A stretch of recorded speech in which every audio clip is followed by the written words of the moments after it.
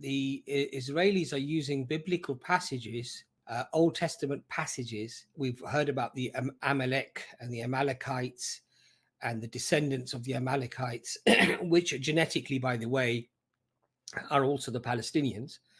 So they have a history going back over 3,500 years. And in fact, they have over 50-60% of DNA that links them to the Amalek or the Amalekites that were there 3,500 years ago. So, you know, and those are the sort of terms that are being used. And there was a very firm and strong opinion within Israel about, and amongst certain Jewish authorities, rabbis and what have you, that anybody who stands up against a Jew is an Amalek.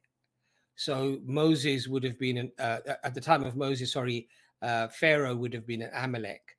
Hitler would have been an Amalek. Today, the Palestinians have become the Amalek. And the verses actually that talk about what to do with the Amalek is to completely annihilate them from the face of the earth, not leaving a trace of them. No man, no woman, no child, even the animals should not be spared. They should all be slayed, basically. So this is the sort of mentality, unfortunately, that is being shared.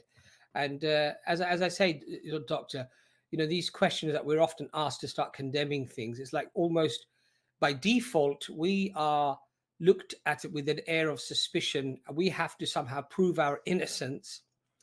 We have to prove our humanity before we're even given a chance to start any discussion, which is, I think, quite a hypocritical stance, especially when the very people often asking those questions are the ones who are banging the drums of war and are singing the praises of the genocidal maniacs that are on a killing spree, clearly, where over 20,000 civilians now, 20,000 civilians, and over 50 to 60,000 are seriously injured.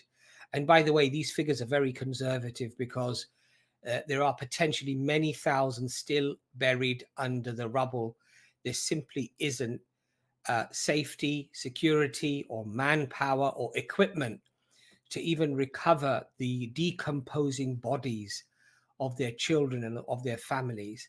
And I was hearing today, somebody was saying that they've lost 60 members of their family, 60 people of their family to this type of bombing. 1% of the entire Palestinian population thereabouts have now been killed. This is clearly, it is a genocide. It is over, I think, 200 academics and lawyers have signed documents to say that this is genocide. We have a lawyer who retired from or resigned from the United Nations, Craig McIver, who said that this was actually a textbook definition of what genocide is. And yet we have people still claiming, like our snake of a producer, or rather a presenter, people like Piers Morgan, who don't believe it's a genocide. They don't even want to call it what it is, as to what it is, and they want to play with words and play with definitions somehow, and make it seem like it's not what it actually is. But I think that for the vast majority of us, we know what's going on. If you study the definitions of what genocide is, it clearly is a genocide.